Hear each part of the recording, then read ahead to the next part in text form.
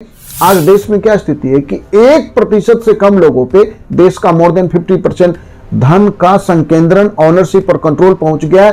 तब जबकि आर्टिकल 37 यह स्पष्ट रूप से कह रहा है कि राज्य विधि बनाने में, कानून बनाने में, देश की व्यवस्था चलाने में, उसे लागू करने में राज्य का कर्तव्य होगा। क्या कर्तव्य होगा कि ownership and control of the material resource समाज के हित में।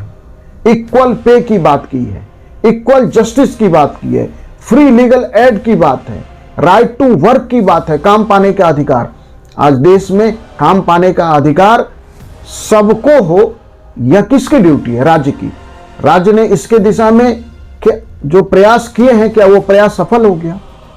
लिविंग वेजेज की बात है कि मजदूरी नहीं देना है, वो मजदूरी जिससे एक मजदूर अपना जीवन जी सके।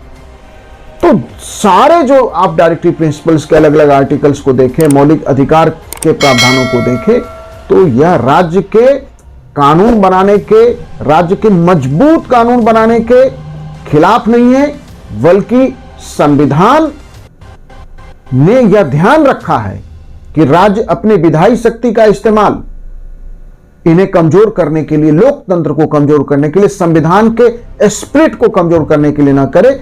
इस दिशा में यह आर्टिकल 13 है या डायरेक्टिव प्रिंसिपल के जो डायरेक्टिव, वैसे डायरेक्टिव प्रिंसिपल के डायरेक्टिव्स तो डायरेक्टिव्स हैं, एक निर्देश मात्र है कि राज्य को ऐसा करना चाहिए। माने राज्य को बाध्य नहीं, राज्य को बाध्य यदि करने का जहां तक सवाल है तो वो केवल मौलिक अधिकार करता है।